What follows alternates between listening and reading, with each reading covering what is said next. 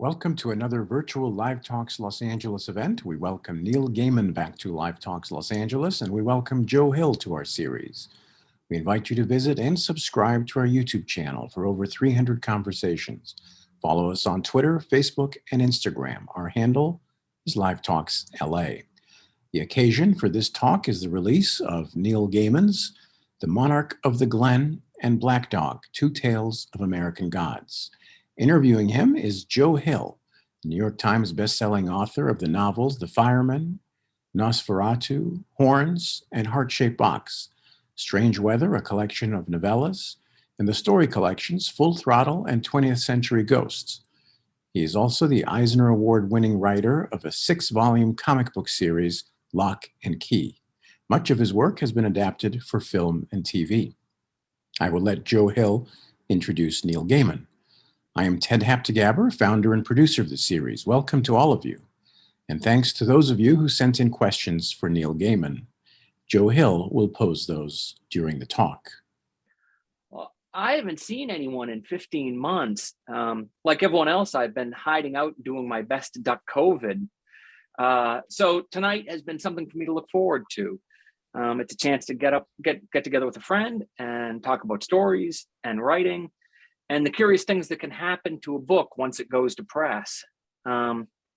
If you're tuning in, I suspect I don't need to say much about who Neil Gaiman is and the work he's produced over more than 30 years. But here are the highlights in less than 30 seconds. Neil dreamt up Sandman for DC Vertigo, the most astonishing work of dark fantasy ever published in the comic book form, and the only comic to ever win a World Fantasy Award. He also wrote the scariest young adult novel in history, Coraline, which was made into a remarkable animated film. In fact, much of his work has been adapted to film, TV, the stage, and star-studded audio plays. Right now, someone is probably working on an adaptation of Stardust for their sock puppet theater. And let's face it, it'll probably be awesome. The book, though, that we're talking about tonight is American Gods, which was published in June of 2001. American Gods went on to win too many awards to list here, but the World Fantasy Award, the Nebula, and the Hugo were among them. A 10th anniversary edition, released as the author's preferred text, expanded on the original by almost 12,000 words. An unabridged full cast performance of the novel appeared on audio at the same time. A few years later, an acclaimed, electrifying series appeared from Starz, starring Ricky Whittle, Ian McShane, and Emily Browning.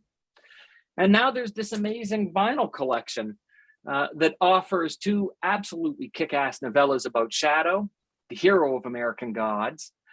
The box set includes a download of the American Gods full cast recording. Neil, thanks for talking to me tonight. I guess I want to start in the simplest, most obvious place. For people who haven't read the book, how would you describe it to them? It's thick. It's one of those nice thick books, satisfyingly thick. It is. And it's a book about America, written by somebody who was not American, but had come to America to live. And after a few years, started looking around and going, isn't some of this stuff kind of weird? And all of the people standing next to me who were already American were going, we don't think this is weird. No, we always park a car out on the ice in December and then take bets on when it's going to go through the ice in March or April. And I go, no, it's definitely weird. And that kind of stuff happened enough that I thought I need to write a book to try and tell these people where they're living and what it's like to see it. So that was one of the starting places of American Gods, just the fact I was living in America. And it's a novel that supposes that all of the people who've ever come to America over the years brought their gods with them. They brought with them the things they believed. All of the gods, all of the goblins and fairies, all of the demons, all of the things that they believed back in their native land, came with them, came to America and were abandoned, and have been eking out their own living on the edges of the American ecosystem ever since. And they are pumping gas in those very few states where you still get hired to pump gas. They are sweeping streets, they are hooking, they are doing whatever they can to get by. And meanwhile, in America, there's a whole new set of gods turning up, which are the new ones, the gods, the places people are starting to give their attention to, gods of glass and gods of steel, all of the places that now we sink our time and attention into. And there is going to be a war. Shit is going to go down, and caught right in the middle of the shit going down is a man called Shadow Moon. Shadow is let out of prison after serving 3 years inside for a crime that he did commit. And he gets out, and the one thing that's been keeping him going is that his wife is waiting for him, his beloved wife Laura. And just before he's let out, he's told by the warden, we're letting you out a little early. The good news is we're letting you out a little early. The bad news is your wife just got killed in a car crash. And now he doesn't have a life anymore, but a very strange, a mysterious stranger offers him a job, and Shadow winds up accepting, and that's where the story begins. There you go. How's that? Summarize your novel. I thought it was pretty good. I mean, it's a big novel with a lot of story in it. I'm reminded a little bit of the review Mark Twain wrote about War and Peace, saying that the author had shamefully neglected to include a riverboat race.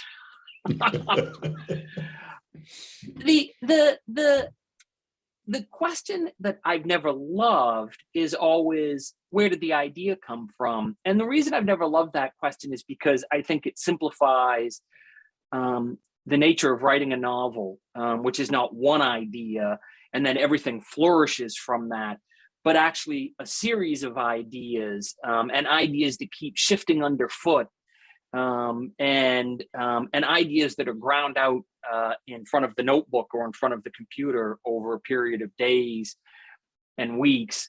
So I'm not going to ask you where the idea came from, because I think that's almost that's not really as helpful as people think it would be. But I guess I am interested in, when did you start it? How long were you writing it? And also, where did you write it? Because I have this weird sense that you wrote it over a period of years in various Holiday Inn Expresses, scattered in, rural back ends. But maybe that's not true. I don't know. I think that's emotionally true. But I it's funny. I started things that would become American Gods. I had little bits of it. I had bits of plot, but I didn't quite know what they were in. I thought maybe they were short stories, maybe they were a thing. And then I actually had the thing. And the only reason I'm going to tell the story is because normally the answer to where did you get the idea from is, honestly, this came from here, and this came from here, and this came from here, and this came from here. And there was a point where I realized I had a novel. But with American Gods, it was July the 5th or 6th, 1998, I think, maybe 97. And it's one of those things where I actually really need to go back into ancient documents and date them. I was going to do a tiny tour of Scandinavia. I was going to go and do in fact, I think I was mainly there for Norway. I was going to do a tiny Norwegian press tour. And my travel agent, because that was something we had back in those days, said, hey, Neil, you know that if you're going to Norway from Minneapolis, you can fly from Minneapolis St. Paul Airport via Iceland and spend as long as you want in Iceland. They give you they just want tourists to come in Iceland. So you get a free stopover. And I said, great, give me a free stopover. I'll travel on Iceland Air. So I got on a plane at 7 o'clock at night in the Twin Cities, flew to Iceland. It was a short hop over the pole, so I didn't get any sleep, but that was fine. And then I'm getting off the plane, and now it's 6 o'clock in the morning because we've jumped several time zones. And I think, well, I'll just keep going until it gets dark. That'll be fine. And so I keep going through that day. And that night, it doesn't get dark. That night, I'm in a little hotel in Reykjavik, and it has thin white curtains out through which I can see what is very obviously daylight. And it's daylight at 1 o'clock, and it's daylight at 2 o'clock, and at 3 o'clock, it's as if the clouds have gone over the sun. It's a little bit less bright. And then by 3:30, it's bright again. And I had no sleep. I'm now completely all spun around. So the next day is Sunday, and I'm wandering through downtown Reykjavik. And I go into a tiny tourist center that no longer exists. And down, one of the big things they have is a big sort of flat diorama showing the voyages of Leif Erikson and how he went over to Greenland and came back, and where they think the Vikings set up shop in America. I'm just looking at this, and I just remember thinking, I wonder if they took their gods with them.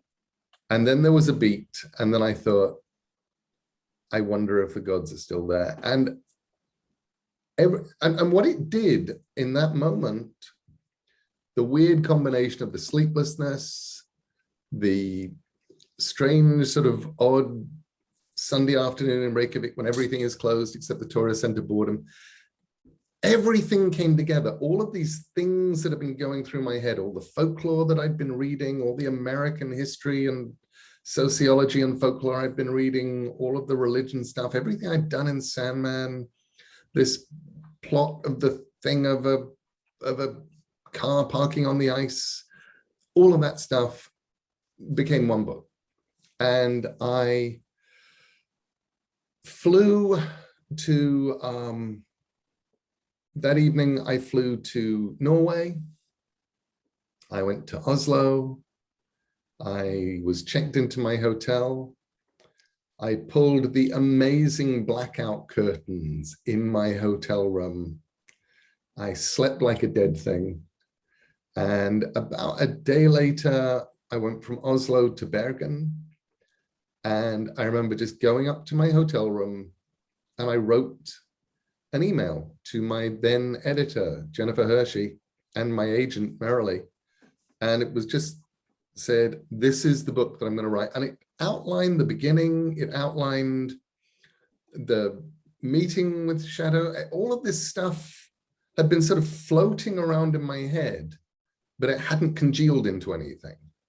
And then suddenly this one moment had taken 4 or 5 years worth of plot that I wasn't sure what it was, but I knew that it was something. You know, a man on a plane being offered a job, a man who's been bumped up to first class being offered a job by somebody who knows who he is, but there's no way he could have known who he is. All of that stuff was just part of this stew. And I knew it was. And I wrote them the email, and the last thing I said was, you know, the title, and my working title is American Gods, but obviously I'll find something much better than that. And by the time I got home from this little European trip back to Wisconsin, waiting for me from Jennifer Hershey was a mock-up of the cover of American Gods, which was the same cover that, you know, some years later, when I finished it and the book was published, it came out with the Highway and the Lightning. And I looked at it and went, oh, this is a book cover. This is a real book cover. This is, and my book is obviously called American Gods because I will never get something that looks more book covery than this book cover. And I put it up, and whenever I wrote, I was very peripatetic. I tended not to write really in the holiday inns, but I did tend to stay in the little holiday inns and the nights inns and the days inns and the Super 8s and the ones that don't have names. And I did a lot of traveling, but what I would do is I borrowed, very lucky in having a few friends who had more houses than they had bodies. So I would go to Florida mostly and just stay in my friends' houses. My friend Tori Amos lent me her house. My friends Jonathan and Jane lent me their house when Tori found that she was pregnant and decided to come home to Florida to have the baby, and I had another place. So I had those places to basically get the book going. I rented a tiny little log cabin on a lake in which I wrote a lot of the book. And then as I got toward the end, I remember getting to the point of going, okay, I'm either about 4 months away from the end of my book, or if I opt out of life, I could basically be about 3 weeks away. And I went back to my travel agent, because again, we still have them. Mm. Travel agents had not gone the way of the pterodactyl and the dilophosaur at that point. And I said, my travel agent, where can I go that's American and just cheap? I just want to stay in a cheap hotel for 3 weeks. And she said, oh, I can get you a hotel room in Las Vegas for $20 a night in a really good hotel. And I said, that's amazing. And I thought, oh, this must be one of these amazing sort of deals they do to lure in gamblers. So I flew to Las Vegas and checked into the hotel, walked into the lobby, and it was the most disturbing lobby I'd ever been into, because this hotel, it turned out, had gone bankrupt, was being run out of bankruptcy, which was why, and one thing you can't have is gaming machines if you are bankrupt in the state of Nevada. So it was just this huge dark area, and it was vast because it had been a giant gaming area, and there was a tiny check-in desk, and then about what seemed at the time like 100 yards away, there was a sofa on which several Elvis impersonators in different covered jumpsuits were sitting watching a television that was on the floor. And I thought, I'm in my novel. This is definitely my novel. And I went up to my room, which was indeed $20 a night, and started working, started typing, and I needed to check a reference. And it was a biblical reference. So I thought, this is great. I just need a quote from the King James Bible. And I'm in a hotel room. I have a Bible. There will be one by my bed. And I went and I got the Bible and pulled it out. It was a King James Bible. And I tried to open it up to the page I needed. And I discovered that it had not been cut. It was a block of paper. It was unopenable, and I couldn't get to the page that I need. So I phoned the front desk and I said, hello, my Bible is defective. Could you bring me another Bible, please? And a minute later, there is a knock on the door. And there's like 5 people just standing there, I think, to see the holy man, the first person in Las Vegas to ask for a Bible. And And they gave me a new Bible, and I gave them my defective Bible. And then I sat down, and it wasn't a King James Bible anymore. They'd given me a Revised Standard Version, and the quote I needed wasn't in there. And I didn't have the heart to phone them and say, I'm sorry, I need a different Bible, because they'd had this intense spiritual experience. And by this point, I discovered they had literally 4 things on their being run out of bankruptcy menu. And the hotel was not salubrious. And I checked out of there and checked into a very different hotel, where it cost me a lot more than $20 a night. But they were actually, even the second hotel I checked into, they were really sweet, because when I said I'm here for 2 weeks, they said, nobody is ever in Vegas for 2 weeks. What are you doing? And I said, I'm writing a novel. I just needed somewhere to hide. And they said, we'll give you a lovely corner room. And they did. And I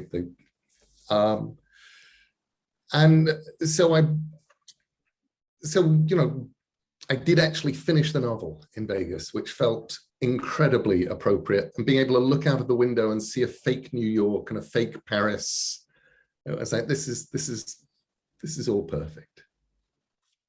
I have a theory hotels are uniquely great places to write, because that they stir creativity, because you sense that there's a different story behind every door. And the writer brain can't help but speculate what brought everyone else there. And so it kind of keeps you generating narrative just walking into a place. I'm wondering, and this is a little bit like asking if you have a favorite household god. Do you have a favorite character from the story? And does it shift depending on whether we're talking about the book, the TV show, or the audio play? Because at this point, American Gods lives in a number of incarnations. It does.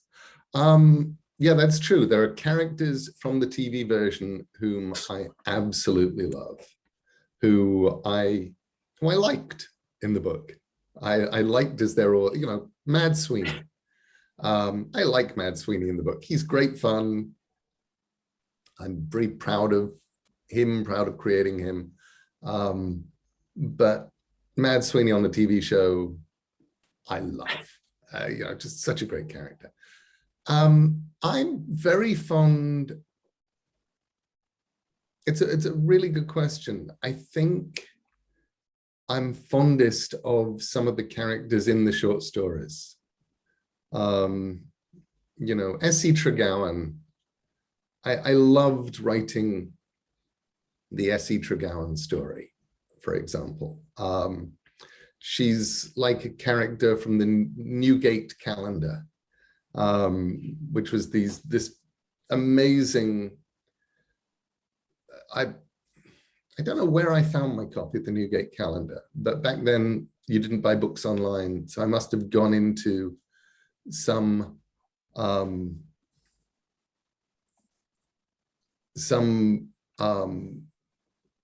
bookshop and found a 5-volume Newgate calendar and decided it would be the best bedside reading. And every night before bed, I would read the fate of some poor criminal circa 1720.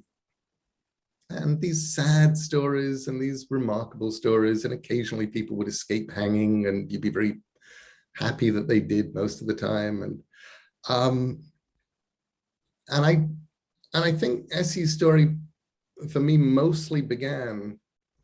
It was written because my son Mike came home from school, looked at me truculently over dinner, and said, "My teacher says you're a liar." And I said, "That's interesting. Why would your teacher say I'm a liar, Mike?" And he said, "Because she says that the stuff you said about people coming to America as indentured servants and they didn't want to come here wasn't true. And the only people who came here to America from England came seeking peace and freedom and stuff."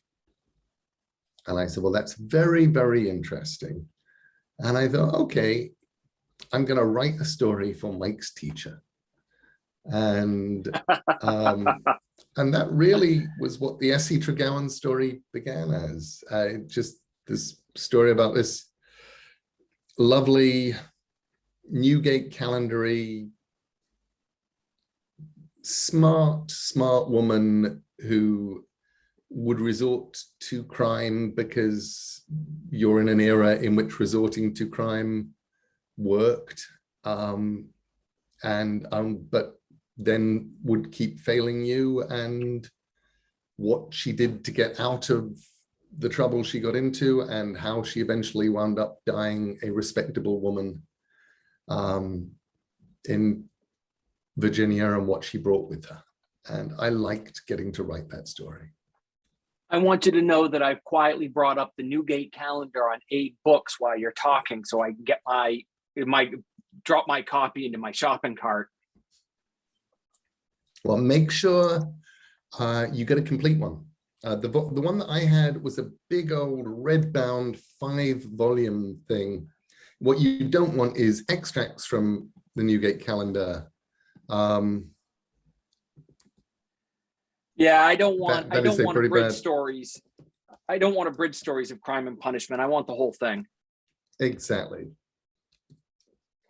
I have a bunch of questions from readers, and I'm going to salt them in as we go. American Gods has had 3 seasons as a beautiful, sexy, weird, fucked up show on Stars.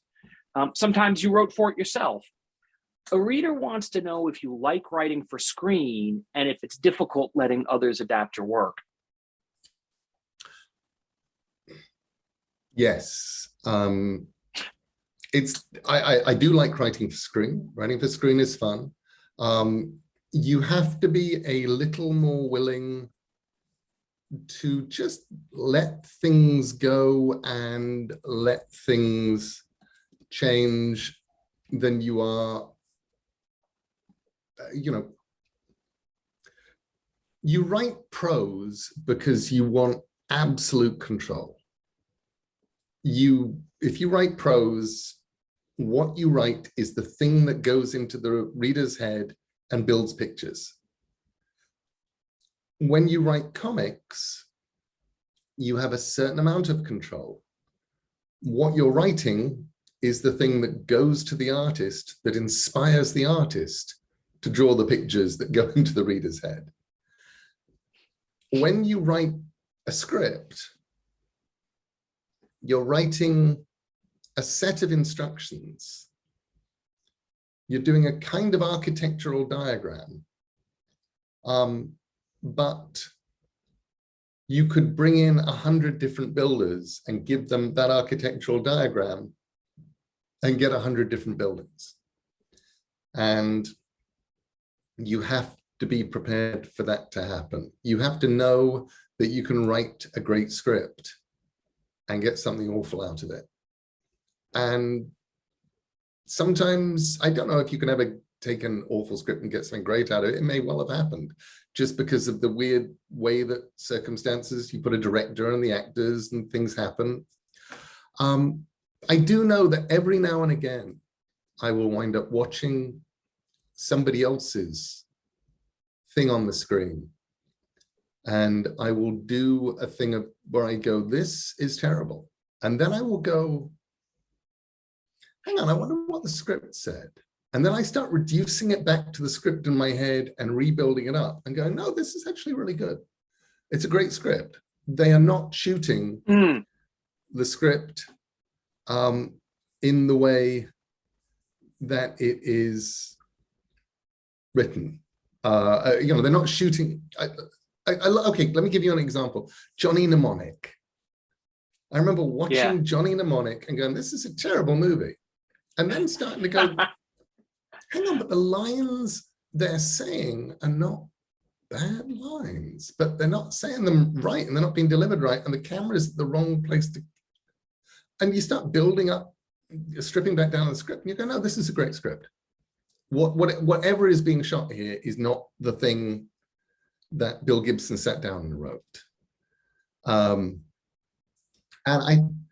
So I love writing scripts, but there's always a level on which if you're writing for something to be adapted into something else, you kind of have to be willing to go, what will be, will be. You know, I've written the thing, maybe I will have to rewrite for reasons of budget or whatever. Maybe this part will be horrendously miscast. Maybe the director won't quite get it. Maybe, maybe it'll take everybody a while to figure out what this thing is. I'm watching Netflix making the amazing Alan Heinberg making Sandman right now. And we're finishing off the first season. And one of the things that is utterly fascinating is watching everybody making Sandman learn how to make Sandman while they're making Sandman. You know, I think we're going to get episode 1 good. In the end, there are bits that we're adding now, there are bits we're doing to it, and it's going to be good. But it's definitely that thing where you go, look, by this point, we knew exactly what we were doing. By this point, Tom Sturridge had actually somehow morphed into, you know, he'd found his Morpheus. He wasn't acting Morpheus anymore. He'd actually found his inner Morpheus, and now he's just, it's like, oh, that's how dream sounds, eh? Well, that's good to know. What's your role with the Netflix adaptation of Sandman?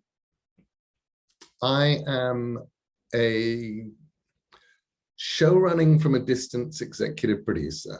I'm not the real showrunner. The real showrunner is Alan Heinberg. Alan does all of the heavy lifting, deals with all the office politics, has all of the rewriting, all of the magic. It's all Alan. I'm mostly the guy leaning over his shoulder going, you don't want to do that. And very occasionally the guy, you know, I'm the guy that Alan phones when he says, Neil, I'm stuck on this. What do I do? And he tells me how he's stuck. And I've discovered that the only thing in the whole world I do not have any kind of imposter syndrome on is Sandman. Because after 34 years of making Sandman, I genuinely know it and understand it better than anybody else does.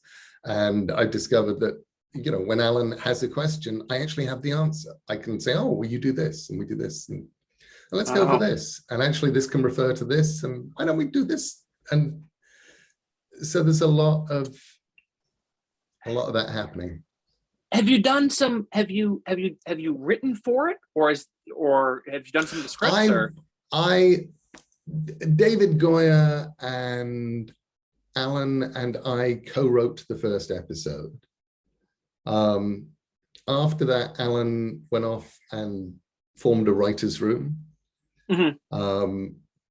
Once everybody had signed off on the pilot, and a bunch of writers did their thing. And since then, most of the writing I do is when it would be quicker to write something than it would be to explain to anybody how to write something.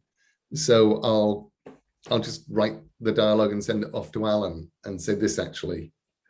But also one of the things that's fun right now is they are starting to discover something they needed to take a little journey to find, which was actually using a lot of the original Sandman dialogue tends to work. So they've tended, you know, Alan has now learned to edge back to the comics when he has a question, which helps. I like that. I think that's great. That's great to hear. Very exciting, because you don't know that you know that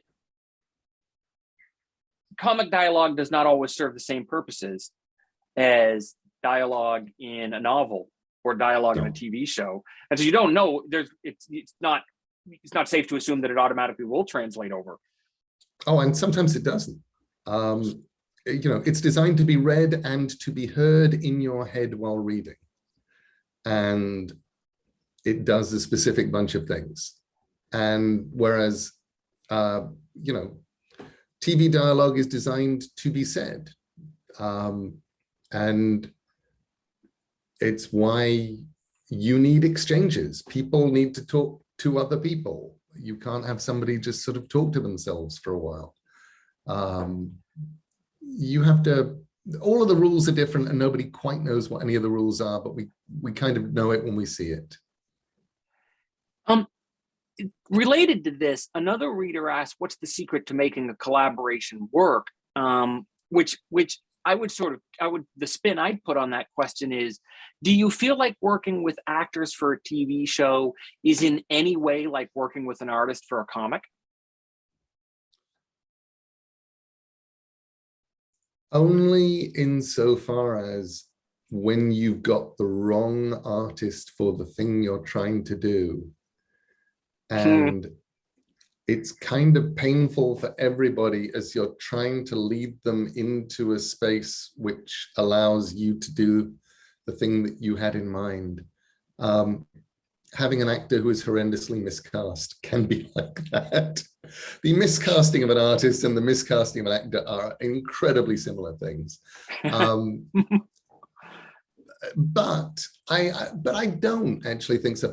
It's so strange because when you're doing comics in particular, and you know this from Lock and Key, I mean, you're a genius at this stuff. You as the writer, you're probably kind of you're the writer, you're kind of the director, you're actually the editor. And then the artist comes in, and the artist is the production designer and all of the actors. Yeah, that's right. And it's a strange kind of apportioning of roles. And you know, there are definitely things I've done on which the artist was also the director. You know, I'd point to Sandman 50, Ramadan, Craig Russell, where what I gave Craig was basically the words, knowing that Craig was going to break them down into images and tell this story better than I ever would. And so it's basically, here's the words of the story and occasional little notes describing people or saying page turn here or whatever, but he got to do all that stuff himself because he was better at it than I was. And he was going to have more fun doing it than I would have had. And also, I got to enjoy it because it felt like the only issue of Sandman I got to read as a reader. Wow. A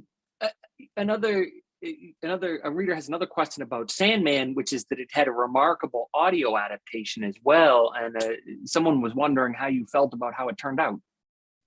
Oh, I'm loving the audio. The audio has been an absolute and utter delight. I just spent last week, I spent a day, and the week before that, I spent 3 days in a studio in Auckland, being the narrator for the next part and the part after that of Sandman in audio. And that's such a strange job, just being narrator to my stuff, because on the one hand, what I'm reading are the narrative caption boxes. Anything that the narrator of Sandman got to say, I'm getting to read. And at the same time, because it's radio, Dirk Maggs, who is a genius, gets to go in, read my original scripts, because I took my original Sandman scripts, printed them all out and gave them to him. And he just went and stole any descriptions of anything for artists that I did and gives them to me to say.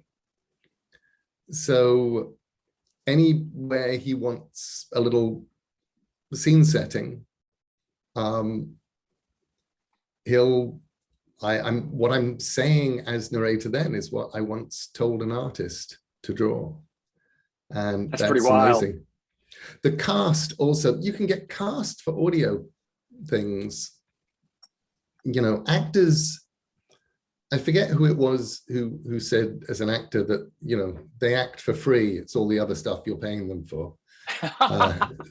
Sitting around in trailers with nothing to do, wearing awkward makeup and costumes.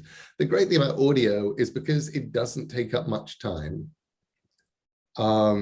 because it doesn't involve putting on makeup or anything like that. We have, you know, in season 1, we had some star names.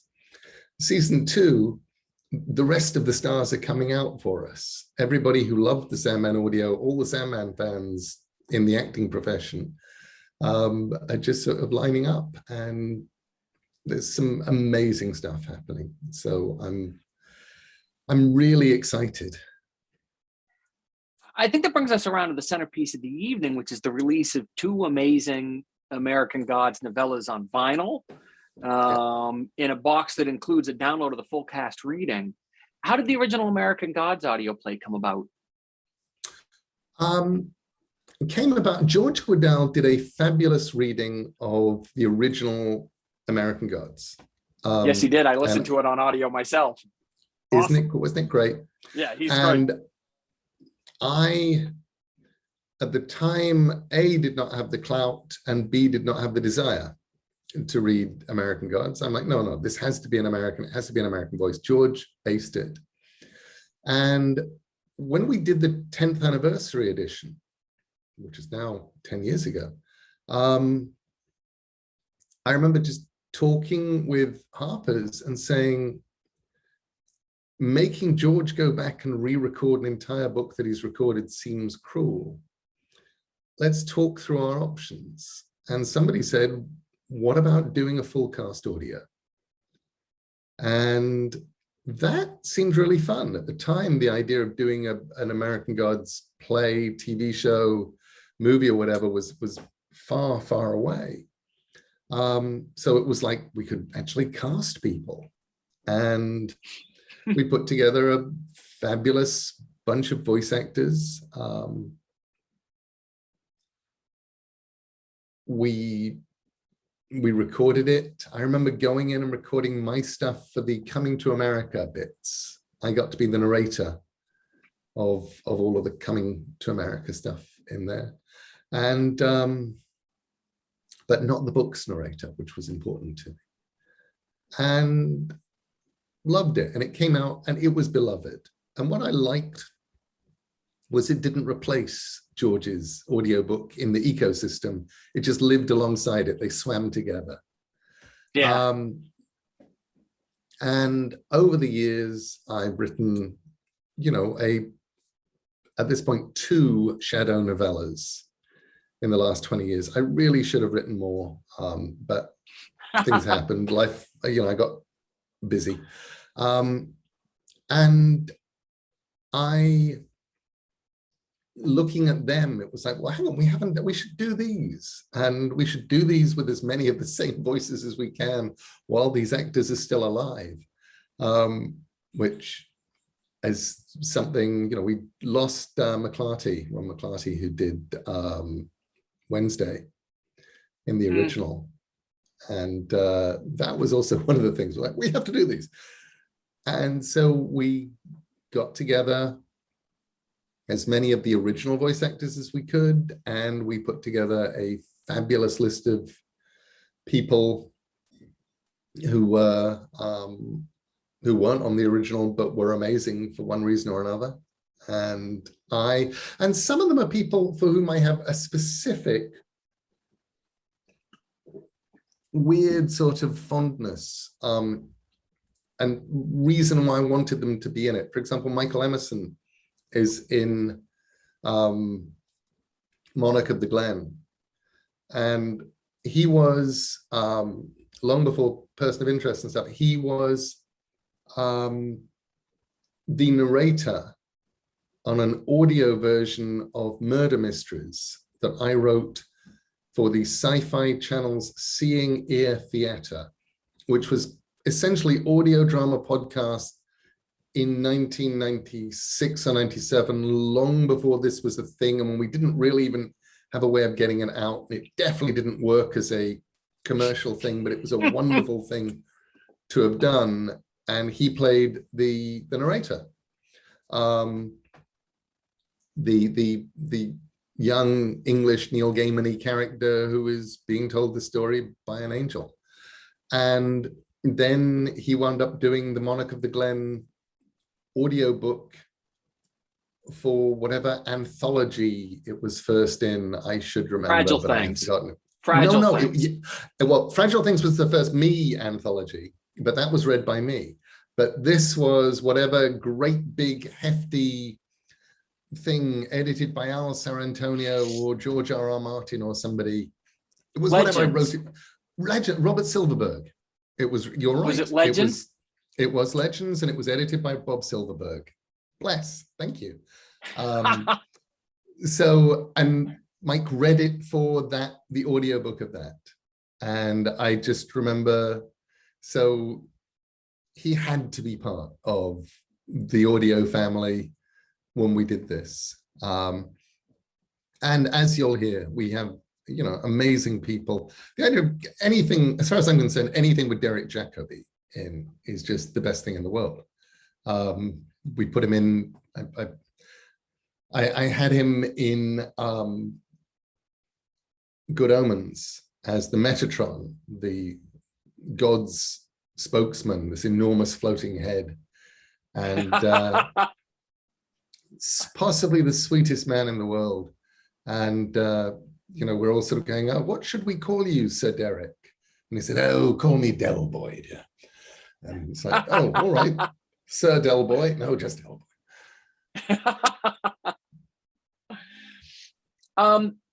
You've had a few series characters now. I mean, you've had Morpheus from Sandman, Shadow from American Gods, the Marquis from Neverwhere.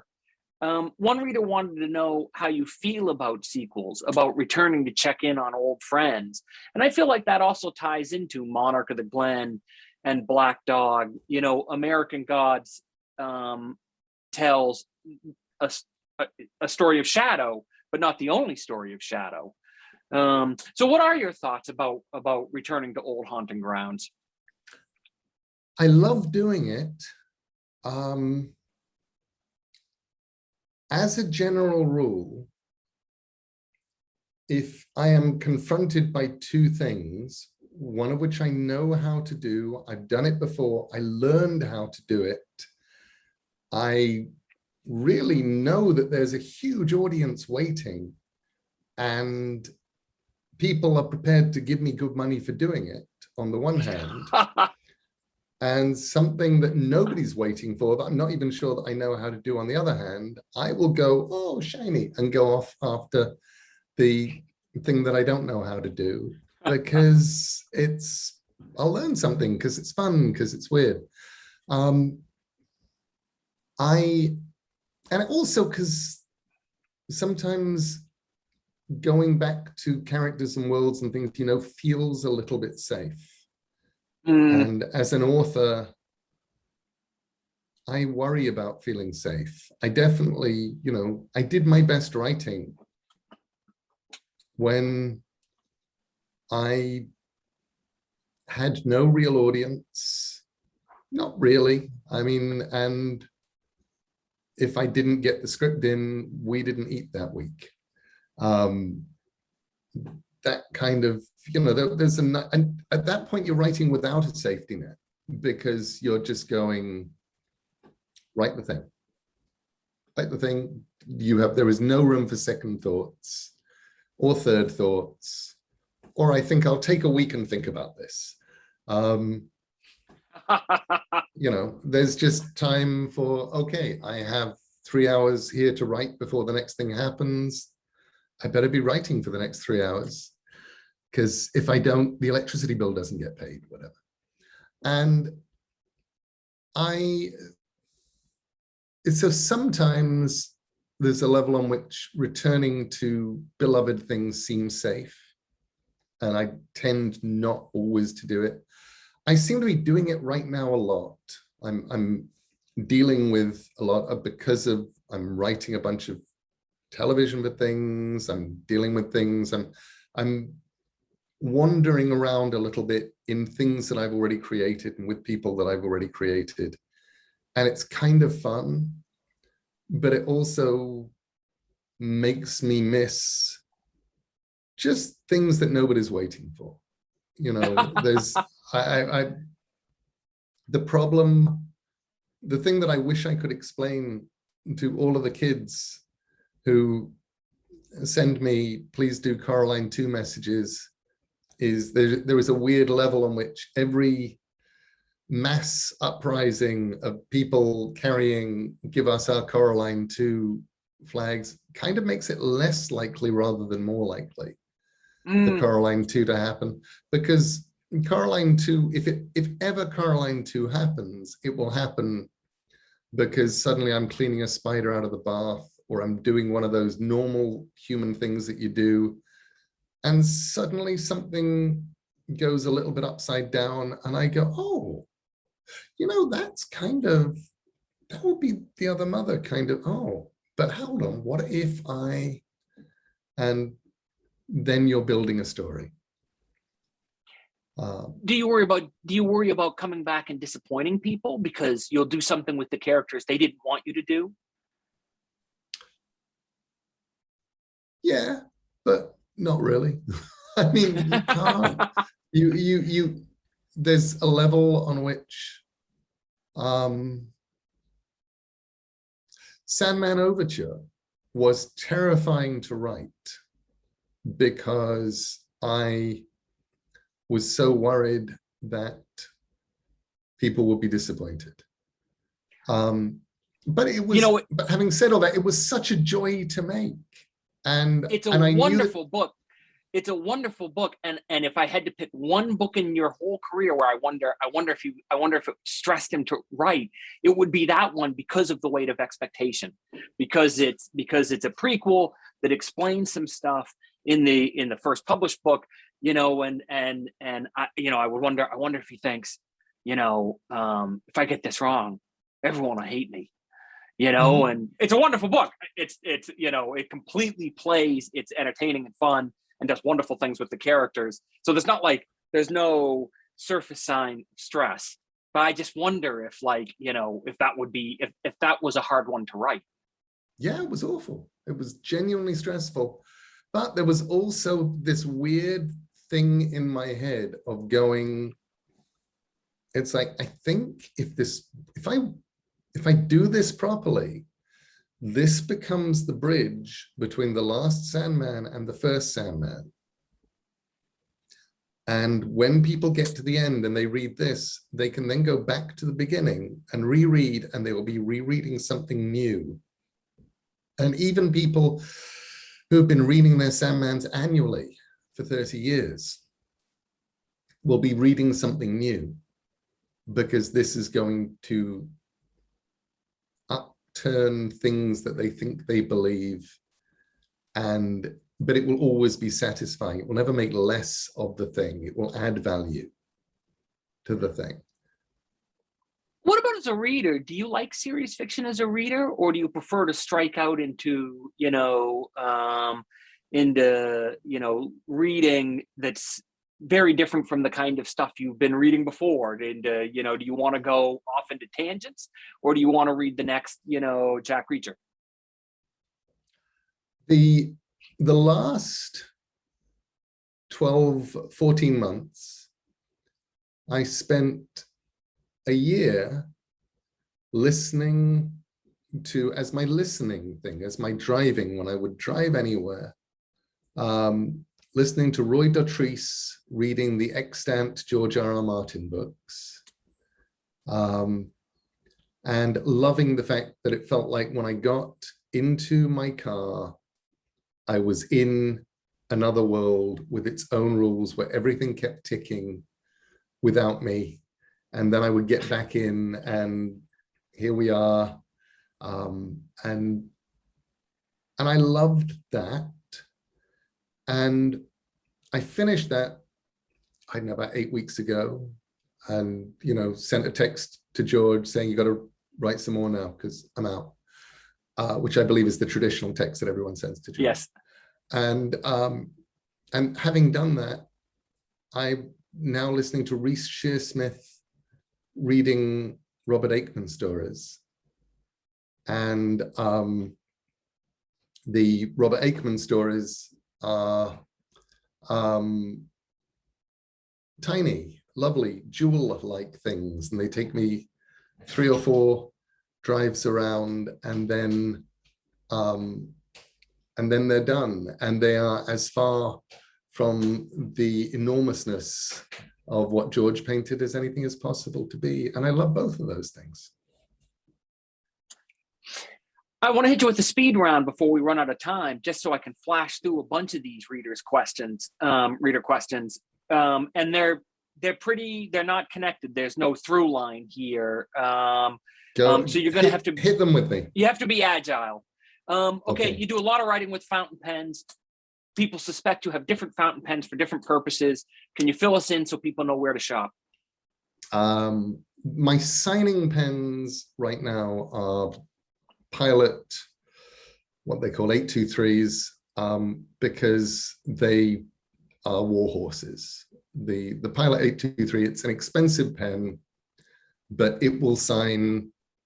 I've got one that is signed over 1 million signatures at this point. I had to send it back to Pilot to fix the ink filling mechanism, but there was nothing at all wrong with the nib. So just indomitable. When you're signing all those, how come the nib doesn't tear the paper? This is a very practical question because I've tried signing with a fountain pen and it always rips the signing sheets. You use a broad nib. You do not use a fine nib. Fine nibs will tear paper. Okay. You also, so one of the reasons why I go for the Pilot 823 is it's a broad nibbed pen. This may get into neepery. And you also find a fairly wet ink. You need to balance your inks for signing between the ones that won't dry fast and will smudge and the ones that are just sort of like nice and wet on the page. And you also, and this is something that I learned from comics artists. You sign from the shoulder, not from the wrist. Talking to comics artists, talking to people like Dick Giordano about how you can draw for an entire day.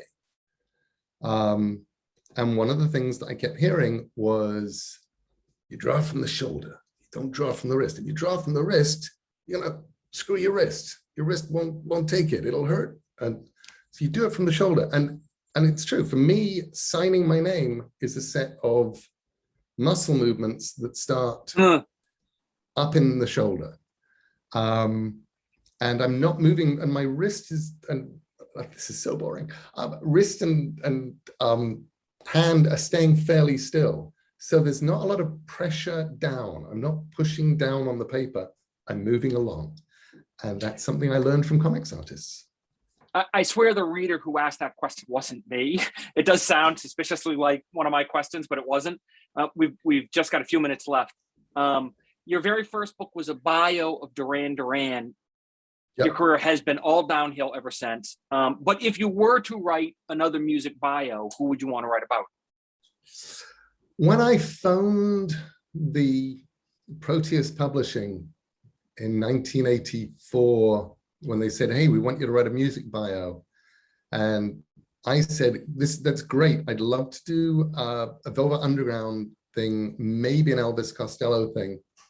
And they said, no, this is your choice. Duran Duran, Def Leppard, or Barry Manilow.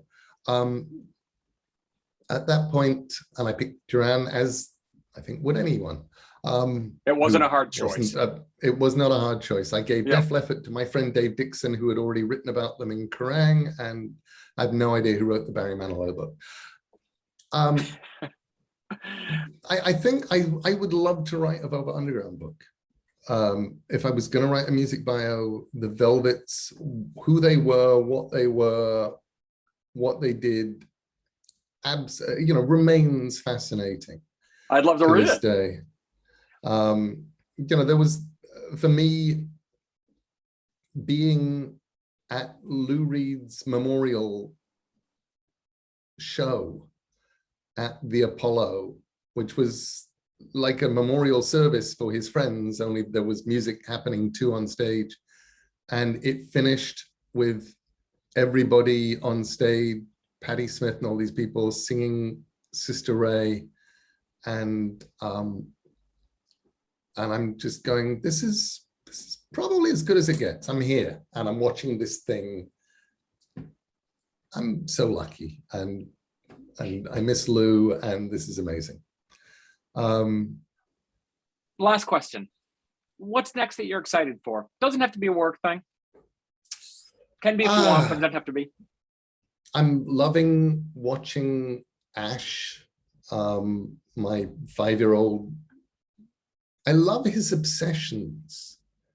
I'm learning, because I learn from all of them. He's just finished being obsessed with dinosaurs. He isn't over dinosaurs, but the giant obsession, because I have to keep up with him when he gets obsessed. So all of a sudden, I actually had to learn. It's not like when I was a kid and you could just learn Brontosaurus, Tyrannosaurus, Triceratops, Stegosaurus. You have, and the pterodactyls fly. Now you know dinosaurs. Now, now we're into allosaurs and Dilophosaurs and megalodons, and I'm into every extinct carnivore. And I need to know, are these Mesozoic, Jurassic, Cenozoic? When are they? Because he knows, and otherwise. And he's just discovered carnivorous plants. First of all, he discovered that there were carnivorous plants. Then he needed to discover what types of carnivorous plants there were. So I now know there are 5 different types of carnivorous plants, including the lobster pot trap carnivorous plants, which I didn't know about, who fool insects once the insect goes in, they then head towards what they think is the light, but it is not the light. It is the plant thinning its walls to make it seem like that's the exit, and then they can't find their way out again. I mean, that's awful. Exactly. So I'm learning all this amazing stuff from Ash. And that's actually one of my favorite things right now, is what's he going to be into next? What am I going to learn from?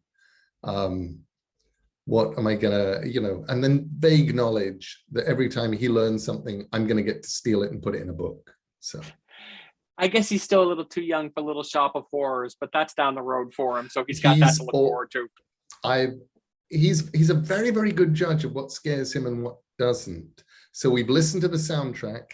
He's watched the trailer for the film several times and has decided it will be too scary for him to watch. But he loves the Rocky Horror Show, but makes us skip the 20 minutes in the middle during which Eddie returns from the dead and is murdered and eaten and stuff, because he just like, no, can't watch that. Very sensible. Very sensible. Well, Neil, this was a blast. It was great to catch up with you. It was great to talk to you. Haven't seen you in over a year, and you look great. I'm very excited. Miss the hell out of you. It's good to see you. This is out in the world. Monarch of the Glen, Black Dog on vinyl, along with the full American Gods cast reading on audio. You download it through Libro FM, which will also support your local bookstore, which is a win-win. So it's great. I hope people will check it out. Thanks again for joining us. Thank you, Neil, and thank you, Joe. And again, Neil Gaiman's latest is The Monarch of the Glen and Black Dog, Two Tales of American Gods. And a limited numbered vinyl box sets with signed book plates can be purchased in the link below. Thanks, and go on gently.